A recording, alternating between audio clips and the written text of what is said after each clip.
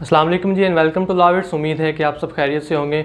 अपनी public international law की आज की वीडियो में हम डिस्कस करेंगे इंटरनेशनल डिस्प्यूट और उनकी सेटलमेंट किस तरीके से होती है।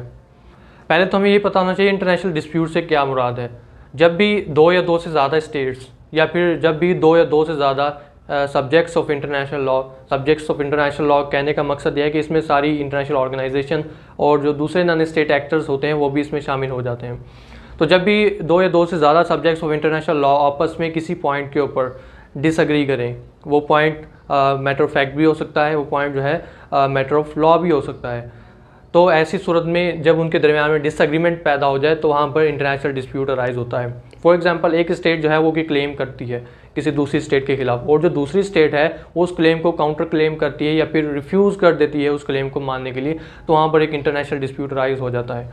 एक बात यहाँ पर जहन में रखिएगा कि इंटरनेशनल डिस्प्यूट और वार के अंदर बहुत ज़्यादा फ़र्क है। हम ये कह सकते हैं कि वार का जो इनिशियल स्टेप होता है वो इंटरनेशनल डिस्प्यूट होता है। चूँकि जो है वर्ल्ड वार वन के बाद जब लीग ऑफ नेशन बनाई गई तो लीग ऑफ नेशन का मकसद ये था कि इंटरनेशनल पीस एंड सिक्योरिटी को मेंटेन रखा जाए और स्टेट जो है वो आगे जाकर वार वगैरह की जो एक्टिविटीज़ होती हैं उनमें इन्वॉल्व ना हो। लेकिन सर्टेन फैक्टर्स की वजह से लीग ऑफ नेशन कामयाब नहीं हो सकी। फिर उसके बाद जो है वर्ल्ड वार टू हुई। वर्ल्ड वार टू के बाद जब दोबारा जो है यूनाइटेड नेशन का क़याम जो है वो अमल में लाया गया, तो फिर यूनाइटेड नेशन अक़वाम मुत्तहिदा के चार्टर के अंदर ये ऑब्लिगेशन सब स्टेट्स के ऊपर लगाई गई अंडर आर्टिकल 2 क्लॉज 3 में कि कोई भी स्टेट जो है उनका अगर कोई इंटरनेशनल डिस्प्यूट होगा तो वो उनको पीसफुल ज़राए या एमिकेबल ज़राए एक दोस्ताना तरीके से मिल बैठ कर जो है उसको हल करेंगे और जो है वो किसी वॉर या थ्रेट ऑफ वॉर की तरफ जो है ख़ुद को रिजॉर्ट नहीं करेंगे। तो बिल्कुल इसी तरीके से ये ऑब्लिगेशन लगाने का मकसद ये था कि इंटरनेशनल डिस्प्यूट क्योंकि फर्स्ट स्टेप होता है वॉर का, तो ऐसे जो मसाइल होते हैं जो कि वॉर की वजूहत बनते हैं उनको जड़ से ही ख़त्म किया जाए या फिर उनको इनिशियल स्टेट पर ही अगर रोक दिया जाए तो बेहतर है, वॉर की तरफ ना जाया जाए। हमारे पास जो आज की वीडियो में हम डिस्कस करेंगे वो दो मोड्स डिस्कस करेंगे। सबसे पहले पीसफुल या amicable modes of dispute resolution या सेटलमेंट, एंड सेकेंडली हम डिस्कस करेंगे फोर्सिबल और coercive modes of dispute settlement. Peaceful और amicable mode of international dispute settlement में सबसे पहले हमारे पास आता है नेगोशिएशन। नेगोशिएशन का मतलब होता है मुज़ाकरात करना। जब भी दो या दो से ज़्यादा सब्जेक्ट्स ऑफ इंटरनेशनल आपस में किसी मामले के ऊपर तजाद में हैं, किसी डिसएग्रीमेंट में है relating to matter of fact और मैटर ऑफ लॉ, तो सबसे पहले इंटरनेशनल लॉ ने ये कहता है कि भाई आप लोग जो है नेगोशिएशन करें अगर पॉसिबल हो। नेगोशिएशन मतलब टेबल टॉक करें बैठकर, जिसमें सिर्फ जो डिस्प्यूटेड कंट्रीज़ होती हैं, डिस्प्यूटेड जो स्टेट्स होती हैं वही वहाँ पर इन्वॉल्व होती हैं, वहाँ पर थर्ड पार्टी की इन्वॉल्वमेंट नहीं होती। अगर तो नेगोशिएशन से मसला हल हो रहा है, मुज़ाकरात से काम बन रहा है तो बहुत अच्छी बात है। अगर नहीं बन रहा फिर जो है दूसरे स्टेप्स हमारे पास अवेलेबल होते हैं। हमारे पास सेकंड यहाँ पर मोड है वो पीसफुल मोड में से वो है गुड ऑफिसेस। गुड ऑफिसेस से मुराद के एक थर्ड एक इम्पार्शियल स्टेट या एक इम्पार्शियल जो ऑर्गन है इंटरनेशनल ऑर्गेनाइजेशन वो आकर या उन्हें आप रिक्वेस्ट करें या ख़ुद आकर जो है आपके दरमियान एक मिडल मैन का रोल प्ले करे और आप एक सालिस जो होता है मुसालहत का किरदार वहाँ पर अदा करे और आपके दरमियान में जो है सुलह सफाई करवाए। लेकिन अगर गुड ऑफिस से काम भी नहीं बनता फिर हमारे पास थर्ड मोड है मेडिएशन। मेडिएशन जो है वो सिमिलर है गुड ऑफिस से, लेकिन मेडिएशन में फ़र्क सिर्फ इतना है यहाँ पर जो थर्ड स्टेट या थर्ड जो इम्पार्शियल बॉडी आ रही होती है वो एक्टिव मिडल मैन का रोल प्ले कर रही होती है। यहाँ पर एक्टिव मिडल मैन का रोल प्ले नहीं होता, लेकिन यहाँ पर जो है जो मिडल मैन का रोल होता है, जो इम्पार्शियल स्टेट या एंटिटी होती है उसका रोल एक एक्टिव रोल होता है। वो जो है सर्टेन आपको प्रपोजल देगा, एडवाइस देगा कि इस मसले का हल किस तरीके से निकाला जा सकता है। लेकिन वो जो भी सजेशंस देगा, जो भी एडवाइस देगा या जो भी वो प्रपोजल्स वगैरह देगा वो किसी भी बाइंडिंग नेचर के नहीं होंगे स्टेट्स जो डिस्प्यूटेड स्टेट्स हैं उनके ऊपर। फिर हमारे पास आता है कंसीलिएशन। कंसीलिएशन में एक कमीशन या फिर एक कमेटी बनाई जाती है और मैटर जो है उसकी तरफ रेफ़र किया जाता है और वो कमेटी क्या करती है, कमीशन क्या करती है, उनका काम होता है फैक्ट्स को इन्वेस्टिगेट करना। फैक्ट्स जब इन्वेस्टिगेट हो गए तो एक वे फॉरवर्ड क्या होना चाहिए वो इसके ऊपर एक डिटेल रिपोर्ट जो है वो स्टेट्स को देती है कि भाई आप जो है आगे आपके पास ये ऑप्शन अवेलेबल है या इन टर्म्स के ऊपर आप आपस में अग्री हो सकते हैं। बिल्कुल इनकी तरीके से मेडिएशन के तरीके से कंसीलिएशन में जो प्रपोजल दिया जाता है, जो रिपोर्ट दी जाती है कमीशन या कमेटी की तरफ से, वो भी किसी किस्म की बाइंडिंग नहीं होती। उसमें जो स्टेट्स इन डिस्प्यूट होती हैं वो किसी किस्म की रद्द-बदल भी कर सकती हैं और एब्सोल्युटली उसको मानने से इनकार भी कर सकती है। फिर हमारे पास एक और मोड आता है वो इंक्वायरी।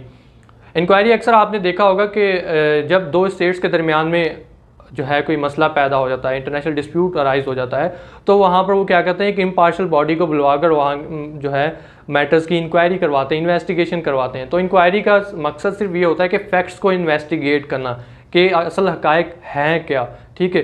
तो कंसिलिएशन और इंक्वायरी में फ़र्क ये हो गया कि कंसिलिएशन में तो एक डिटेल रिपोर्ट दी जा रही होती है फैक्ट्स को इन्वेस्टिगेट करने के बाद, लेकिन इंक्वायरी का मकसद सिर्फ फैक्ट्स को इन्वेस्टिगेट करना होता है, फैक्ट्स को इस्टेब्लिश करना होता है। फॉर एग्जांपल, इंडिया से एक जहाज़ उठता है, वो पाकिस्तान की टेरिटरी में आ जाता है विदाउट परमिशन, ठीक है, और पाकिस्तान की जो फोर्सेस हैं वो उसे मार गिराती हैं। अब यहाँ पर क्या हुआ, पाकिस्तान के अंदर वो जहाज़ जो है गिर कर क्रैश लैंड करता है और जो है वो तबाह हो जाए, जिसके नतीजे में काफ़ी ज़्यादा कैजुअलिटीज़ होती हैं। अब यहाँ पर क्या डिस्प्यूट अराइज हो गया इंडिया और पाकिस्तान के दरमियान में। पाकिस्तान और इंडिया के दरमियान में अब इससे पहले कि वो जंग करें या किसी और मोड की तरफ जाएं, वो क्या करेंगे, पाकिस्तान की स्टेट एक इम्पार्शियल बॉडी को किसी इन्वेस्टिगेटिंग एजेंसी को बुलवाएगी और मैटर्स को इन्वेस्टिगेट करवाएगी कि आप जो है इस मसले को आकर देखें कि एक्चुअल फैक्ट्स क्या हैं यहाँ पर। तो उस प्रोसेस को हम इंक्वायरी कहते हैं। आर्बिट्रेशन का प्रोसेस जो है six peaceful mode of dispute resolution है हमारे पास। आर्बिट्रेशन एक किस्म का क्वासी जुडिशियल फॉरम होता है जिसमें जो है एक थर्ड पार्टी के पास मसला लेकर जाया जाता है और उस थर्ड पार्टी की जो पावर्स होती हैं उसको स्टेट्स कंसर्न देती हैं कि इनका जो भी फैसला होगा वो हम मानेंगे, इन केस अगर वो आर्बिट्रेटर जो है वो अपनी पावर्स को एक्सीड ना करे। तो यहाँ पर जहन में रखने वाली ये बात है कि आर्बिट्रेशन जब होती है, आर्बिट्रेटर का जो फैसला होता है वो बाइंडिंग नेचर का होता है, जो कि ऊपर किसी भी मोड में हमारे पास नहीं आता। फिर हमारे पास आता है जुडिशियल सेटलमेंट। आप जो है मसले को जुडिशियल फॉरम्स के ऊपर भी लेकर जा सकते हैं, जैसे कि यूनाइटेड नेशन का एक जुडिशियल ऑर्गन है, प्रिंसिपल जुडिशियल ऑर्गन जिसे हम कहते हैं, वो है इंटरनेशनल कोर्ट ऑफ जस्टिस, जिसकी दो किस्म की जुरिसडिक्शन होती है। एक होती है एडवाइजरी जुरिसडिक्शन, एक होती है बाइंडिंग या कंटेंशियस जुरिसडिक्शन जिसको हम कहते हैं। एडवाइजरी जुरिसडिक्शन जो है वो आप लोगों के ऊपर बाइंडिंग नहीं होती, वहाँ पर सिर्फ कोर्ट अपना ओपिनियन देती है, जबकि दूसरी कंटेंशियस जुरिसडिक्शन होती है वो बाइंडिंग होती है, उसका फैसला आपको मानना पड़ता है। तो स्टेट की मर्जी होती है वो किस किस्म की जुरिसडिक्शन में जाना चाहते हैं। रिसेंटली आपने जब देखा था कुलभूषण यादव का जो मसला था, वो इंटरनेशनल कोर्ट ऑफ जस्टिस के सामने जब इंडिया लेकर गया तो वहाँ पर कोर्ट ने एक ओपिनियन दिया था, क्योंकि वो एक मैटर ऑफ लॉ और का मसला वहाँ पर आ गया था कि भाई कुलभूषण यादव जो है उसको काउंसलर एक्सेस नहीं दिया गया, फेयर ट्रायल नहीं हुआ वहाँ पर, ठीक है। तो एक मैटर ऑफ फैक्ट वहाँ पर, मैटर ऑफ लॉ वहाँ पर अराइज हो रहा था। तो दोनों पार्टीज चले गई कहाँ पर, ICJ के पास। ICJ ने वहाँ पर अपना क्या किया, भी एडवाइजरी ओपिनियन वहाँ पर इशू किया। तो इसी तरीके से पीसफुल मैकेनिज्म में एक मैकेनिज्म जुडिशियल सेटलमेंट भी हो सकता है। हमारे पास फिर 8 मोड यहाँ पर आता है, auspices of United Nation organisation.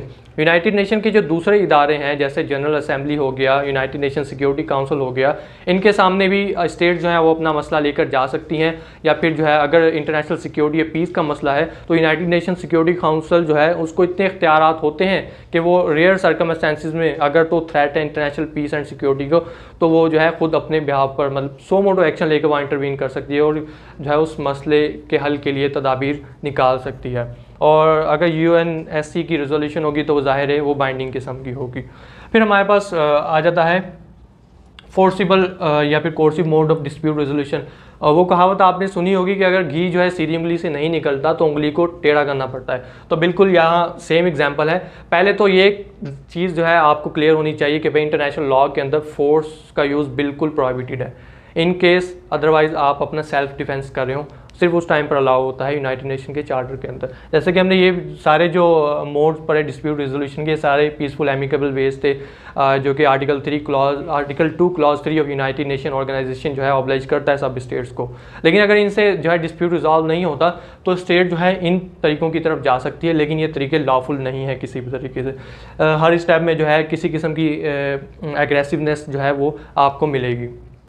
Forcible और coercive mode of dispute resolution में सबसे पहले हमारे पास आता है रिटोर्जन। रिटोर्जन का मतलब होता है आप कह सकते हैं रिटेलिएशन।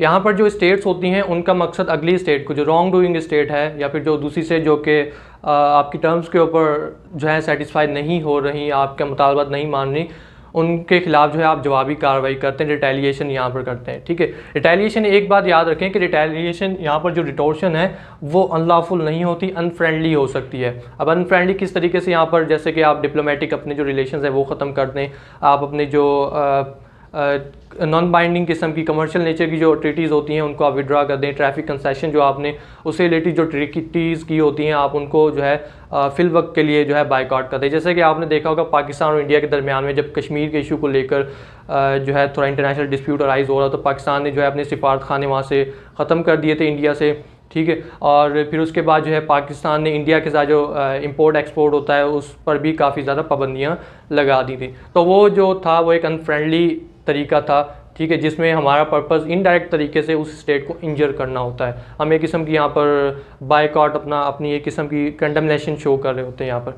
तो रिटोर्जन जो होता है वो बिल्कुल अनलॉफुल नहीं होता लेकिन अनफ्रेंडली हो सकता है।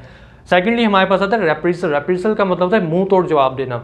अगर एक स्टेट ने रॉन्गफुल एक्ट किया है आप उसको जो है उसका मुंह तोड़ जवाब दें। फॉर एग्जांपल जैसे कि हमने देखा कि ये जो अनफ्रेंडली होता है लेकिन रेप्रिसल जो है वो अनफ्रेंडली नहीं अनलॉफुल होता है। इंटरनेशनल लॉ इस चीज़ को ऑब्सोलीट करता है, इस चीज़ को एब्सोल्युटली प्रोहिबिट करता है, क्योंकि यहाँ पर फिर जो है मसले और ख़राब होने के चांसेस ज़्यादा बढ़ जाते हैं। अब रेप्रिसल में एग्जाम्पल क्या आ सकती है, आप कोई एम्बार्गो जा रहा था आपने उसको सीज़ कर लिया, पाकिस्तान के साहिल से जो है इंडिया का कोई मतलब करीब से जा रहा था, कोई एम्बार्गो वगैरह कोई शिप वगैरह जा रही थी, ठीक है, आपने उसको सीज़ कर लिया। ऐसे किस्म के जो रिलेशंस होते हैं जो कि इंटरनेशनल लॉ प्रोहिबिट करता है, अनलॉफुल होते हैं, वो फिर रेप्रिसल में आ जाते हैं। यहाँ पर भी मकसद जो है स्टेट को इंजर करना होता है लेकिन डायरेक्ट तरीके से। फिर हमारे पास है ब्लॉकेड। ब्लॉकेड का मतलब होता है नाकाबंदी करना। नाकाबंदी अब किस चीज़ की यहाँ पर बात हो रही है, नाकाबंदी कोस्टल एरियाज़ की।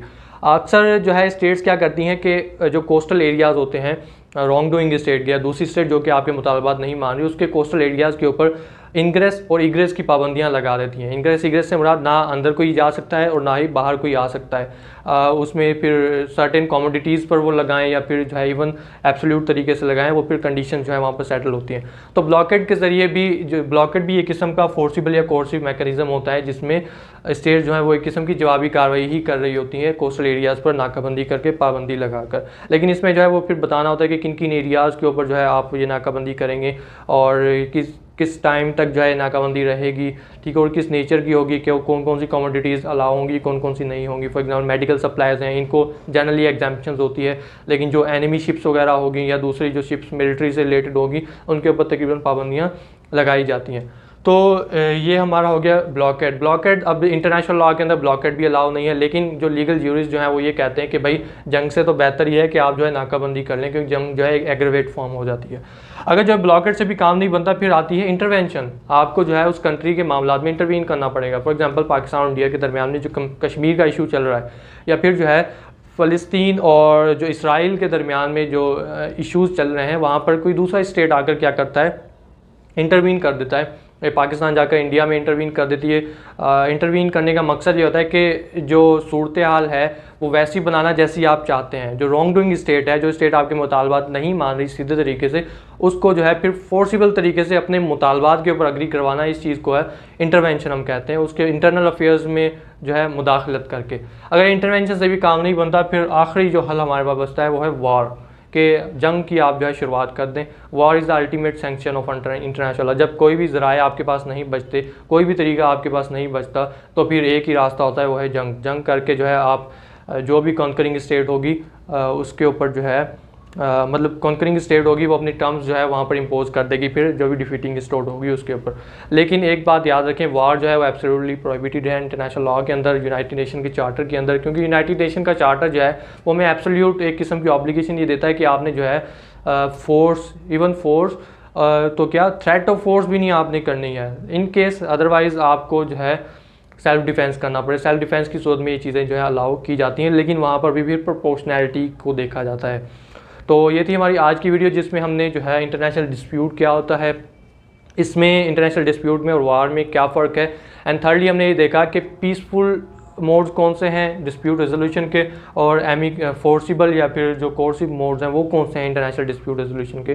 तो इंशाल्लाह मुलाकात होगी आपसे अपनी नेक्स्ट वीडियो में। तब तक के लिए अपना ख्याल रखिएगा। अल्लाह हाफिज़।